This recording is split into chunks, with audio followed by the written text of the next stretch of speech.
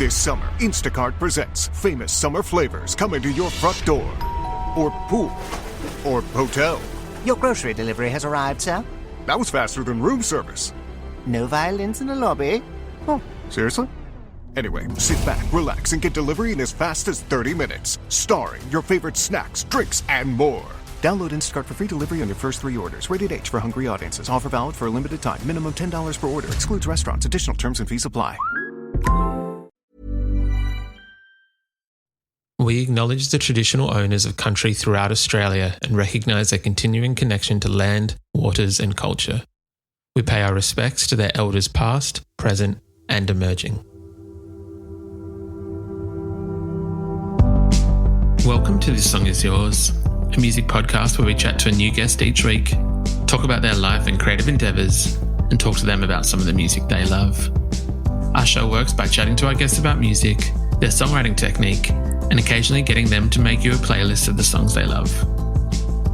Welcome to episode 131. I'm your host, Simon Fink. Our guest today is WizTheMC. The singer and MC from Cape Town has just released his latest EP, entitled Where Silence Feels Good. In today's episode, we're speaking with Wiz about his new EP, how he got his start in hip-hop, and we discuss what silence means to us. Here we go. Our guest today is a rapper, MC and singer originally born in Cape Town. Having spent some time over the last few years in Toronto, he's now released his brand new EP entitled Where Silence Feels Good. Please welcome to This Song Is Yours, WizTheMC. Hello, how are we? I'm doing fantastic. Thank you for having me. Absolute pleasure. Thank you very much for joining us. Where are you joining us from this morning? I'm in very typically wintry, cloudy Berlin, Germany. Well, where are we now? It is February, so it is still winter over there. Yeah. You guys is there such thing as winter over there? We do. There's no snow. There's nothing like that, but it is bitingly cold. Okay.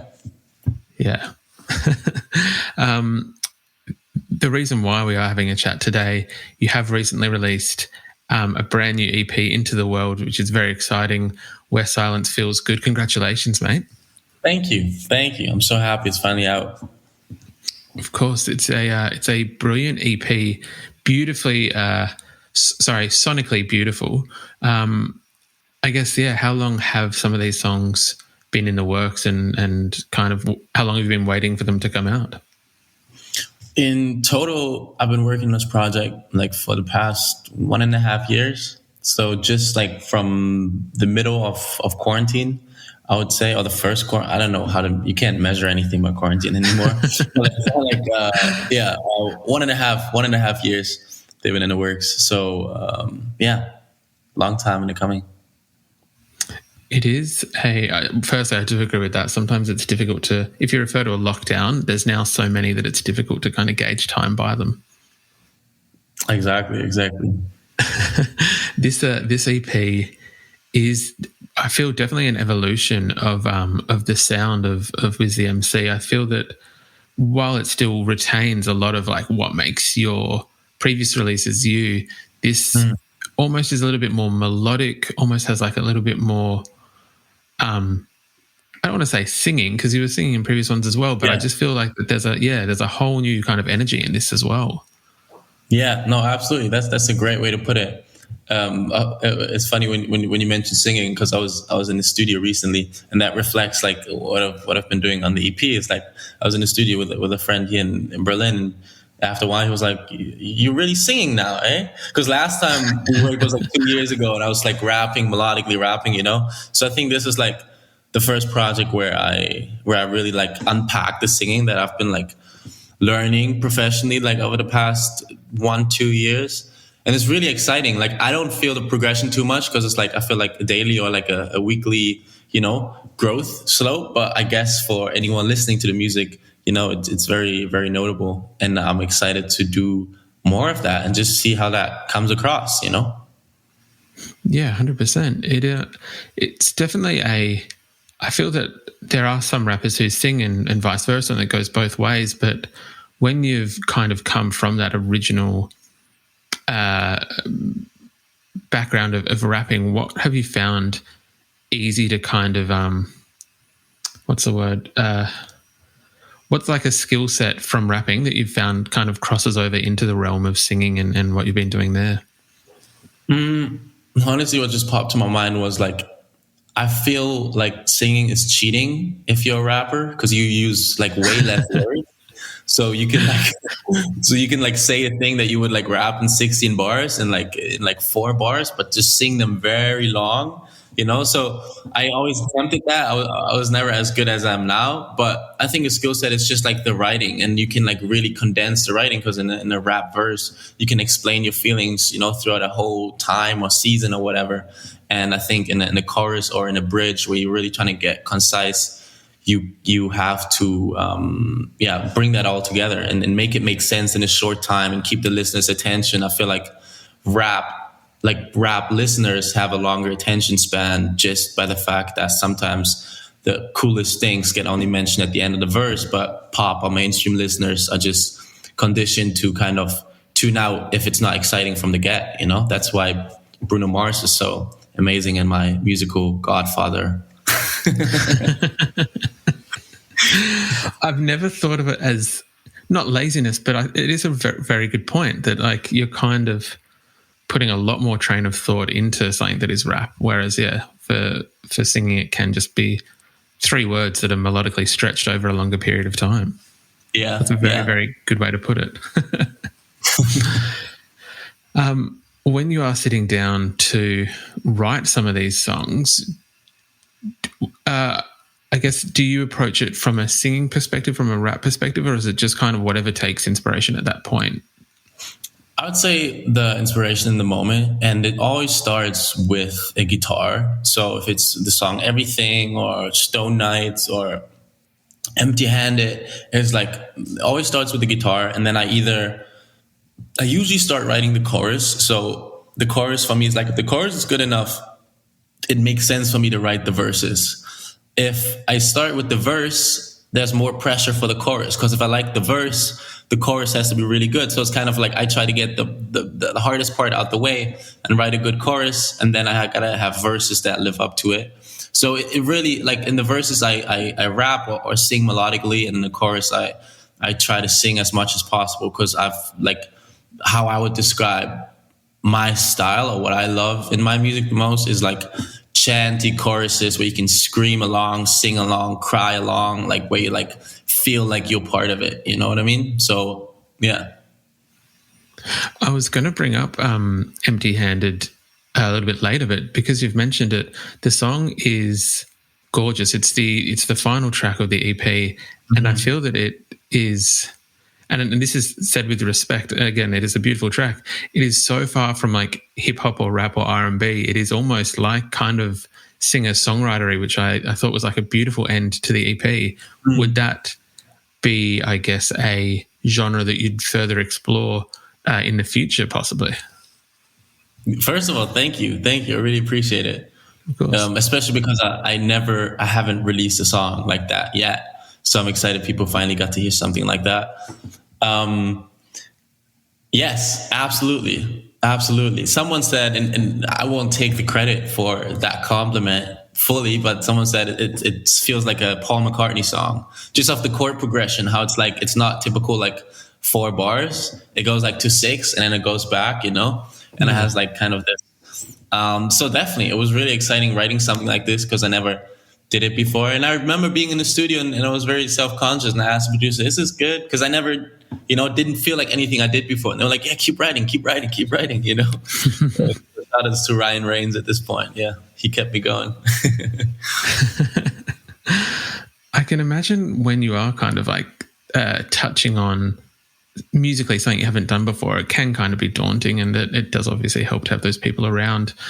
Do you find that without how am I trying to word this? Do you find sometimes without that kind of push, or maybe having like another person around to find that you do not get stuck in, but I feel like as someone who has written before, you kind of find yourself in the same mindset or loop almost? You're touching on something very, very interesting that I thought about very recently. And that is like, and I told that to a producer, I was like, I need to make more, I feel like the magic key for good music for me is collaboration, because collaborators, if it's writers or producers, they will be the ones being like, this sounds cool, keep going. But if I'm on my own, like my judgment is based on my past and on what I know, right? But if I'm around someone completely new who barely knows my music or just has an idea of what's cool and what's interesting, I can have an insight from a whole different perspective. You know what I mean? And so if I keep only listening to myself, it can be cool and can still be my own music, but I want to expand, I want to explore, I want to do things I've never done before. So for that, it's very important for me to do sessions with other people so that I can have an insight how someone else thinks about what could sound good as a record, not only for their personal interest, but like as a record, So I definitely need that, because otherwise I'm just in my head. I'm like, it's not worth finishing. It's not worth, Yeah. 100%. It's I feel like it's a roadblock a lot of artists kind of get into, almost either that it's not good enough, as you just said, or I feel like sometimes it can be a breeding ground for almost like not being stale, but if you found something that works previously, sometimes if you stick to that too much, then you're not pushing yourself. Anyway, yeah. Speaking of collaborators, you had Sam Austin's on the EP as well, which is a brilliant track. How did that collaboration kind of come about? First of all, like the story of how I know Sam is actually crazy. It was 4 years or 5 years ago. A friend here in Berlin, like he showed me a song of his, and I think it's still up on YouTube. But I look back and it has like 10,000 views. I thought it had way much more. Anyhow, so then I forget about Sam Austin's for the years in between. But then my manager sends me his music. I'm like, this name sounds familiar, but I couldn't find that song on Spotify. And so I dug deep and found it on SoundCloud and on YouTube. And I was like, wow, I've been knowing him for 4 years. And at that point I was in LA.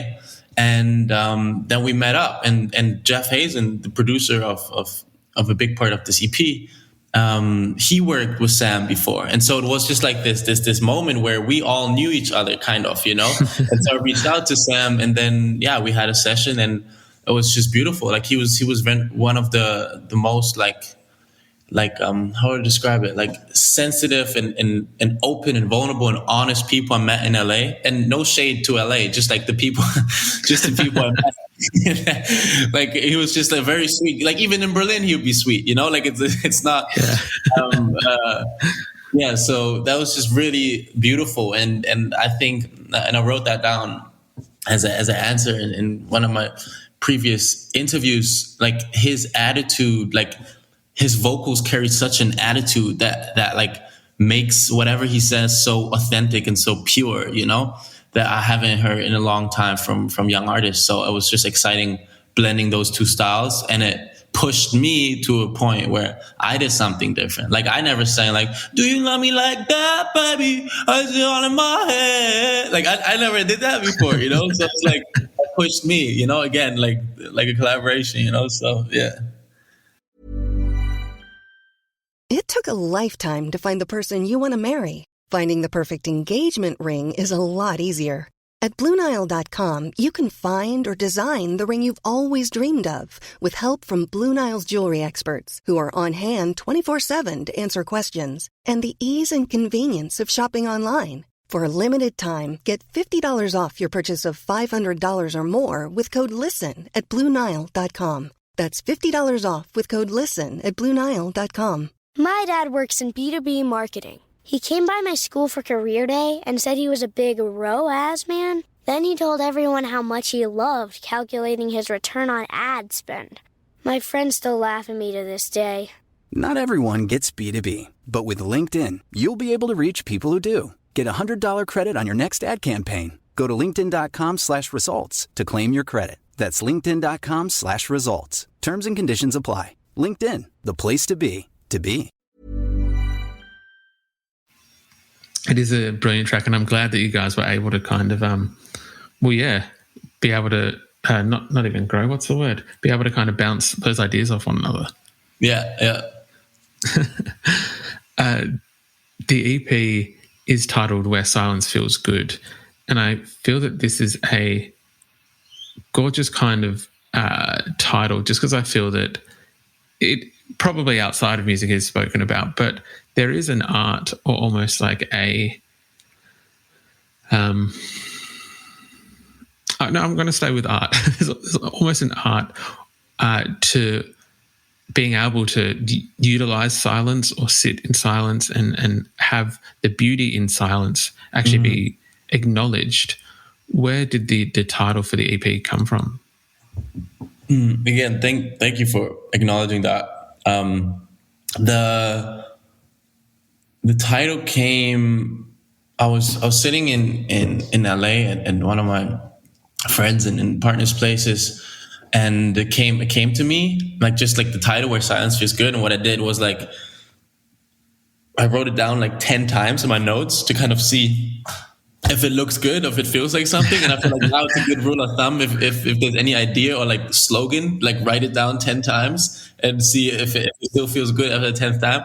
And I was like, I think I got it, And so that was last summer. And I just thought, okay, it's a cool title, like 4 words. And it's kind of like, simple, has a feeling. I'm into meditation, stuff like that. But honestly, the title only made sense to me like in the past, like a couple months or like a couple weeks, because it's like, in these past 1.5 years where this EP came together, more than ever, I was craving for a place where silence feels good. Like I used to be, I spent like 2.5 years in relationships up until last year when I had like my last breakup.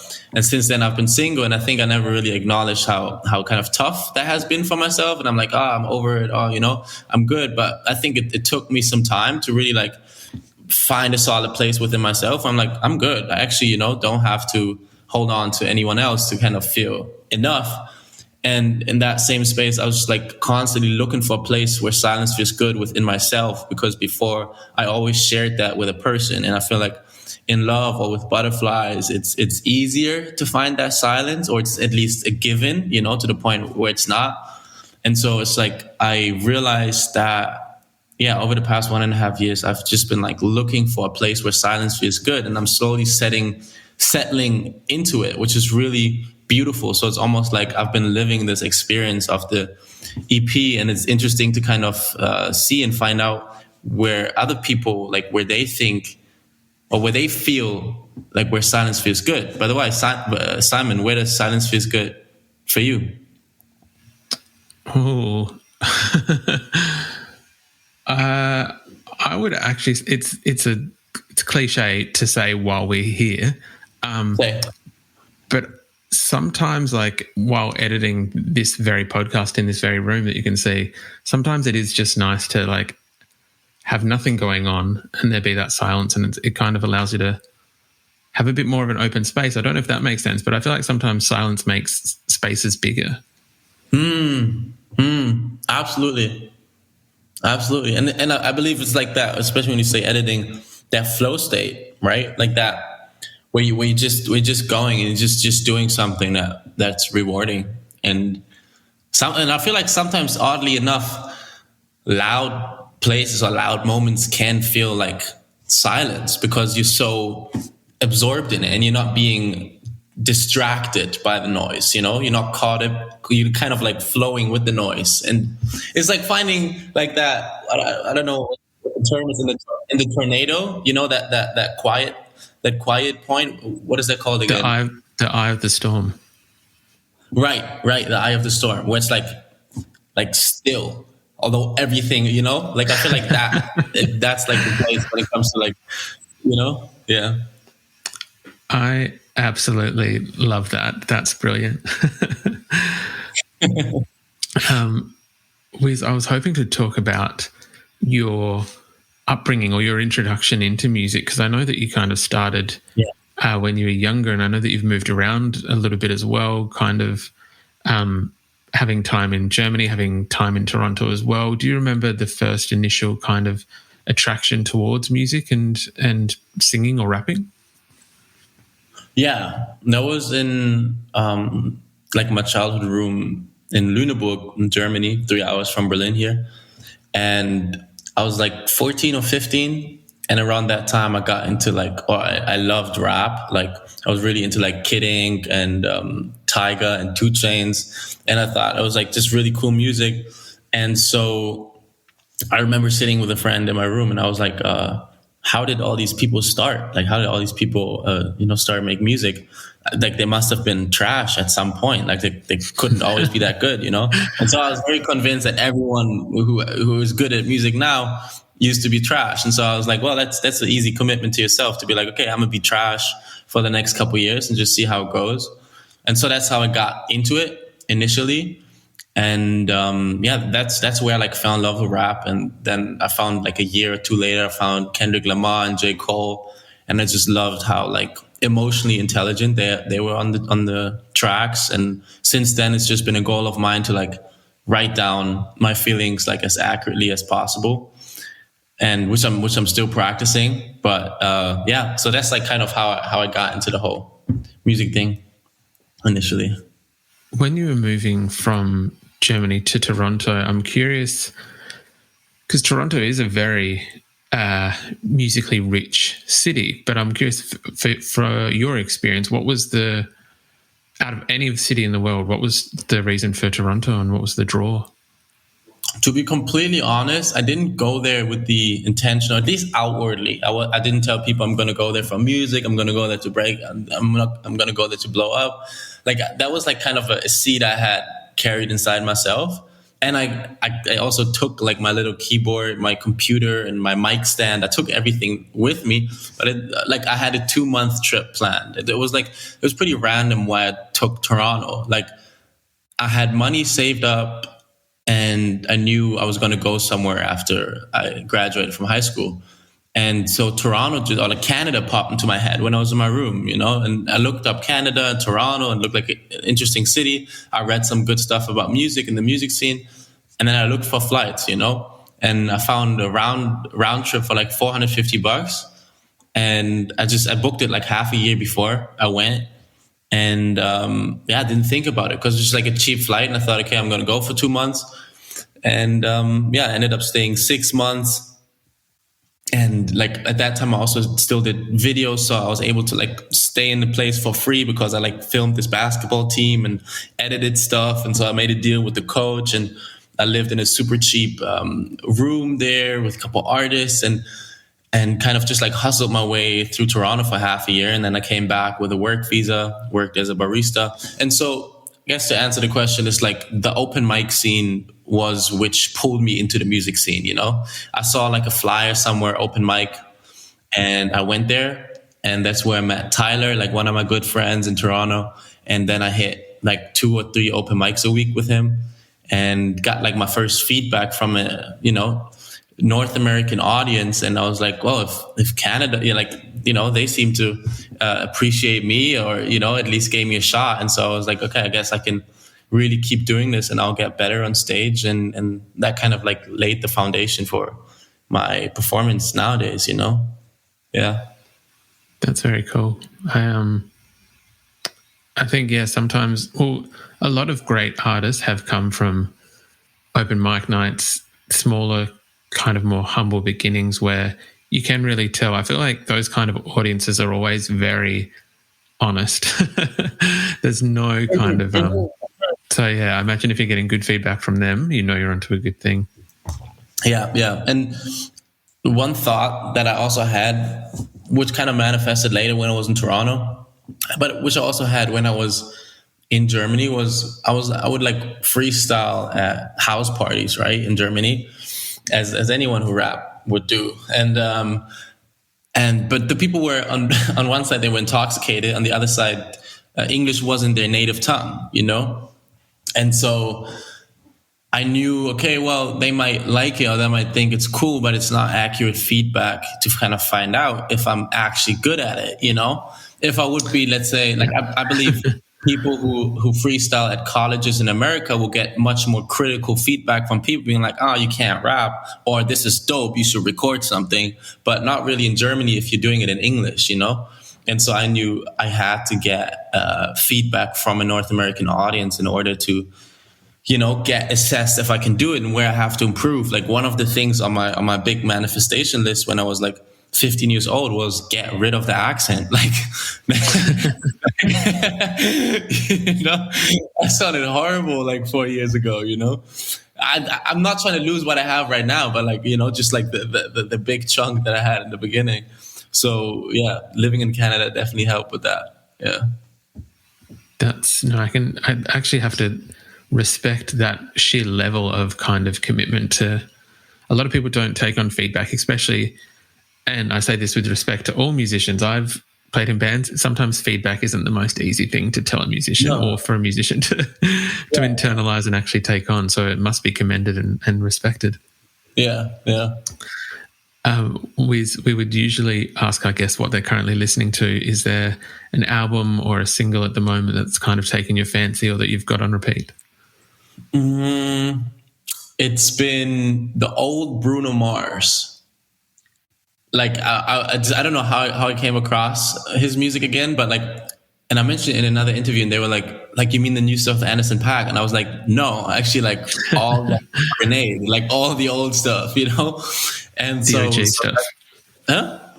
The original stuff, the OG stuff. Right, the OG stuff, exactly. Yeah. And so I just been loving that, and I found that for the next little bit, like inspirational wise, musical wise, Bruno Mars is my musical godfather, and I can't wait to meet him and tell him that and live up to his expectations, you know.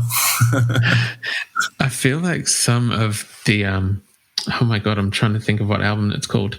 The second one, I think it's Unorthodox Jukebox, the second record. There's some absolutely like classic songwriting songs on that, like the chords, the structure. They're incredible kind of songs. I can understand why you've gone back to those. They're incredible records. Yeah. And his story, you know, like he did not have it easy at all coming to America and proving himself. So his perseverance is very admirable, you know. And I think I can share some of that, or at least want to, you know, be able to have that long-term consistency. Yeah. 100%. Wiz, thank you very much for your time this morning. I do appreciate it. And congratulations again on the EP. Thank you. It was a pleasure, Simon.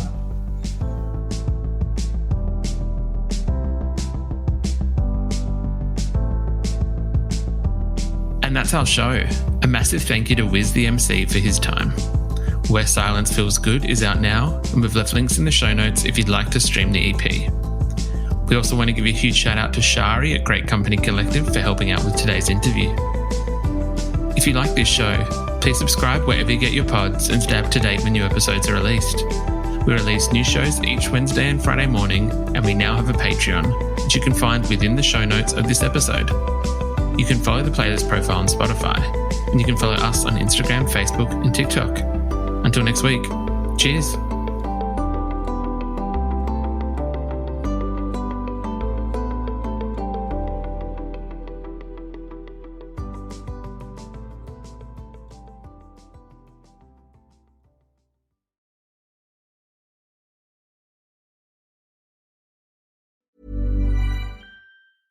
Imagine the softest sheets you've ever felt. Now imagine them getting even softer over time. That's what you'll feel with Boll & Branch's best-selling signature sheets in 100% organic cotton. In a recent customer survey, 96% replied that Boll & Branch sheets get softer with every wash. Start getting your best night's sleep in sheets that get softer and softer for years to come. Try their sheets with a 30-night guarantee. Plus, get 15% off your first order at bollandbranch.com, code BUTTERY. Exclusions apply. See site for details.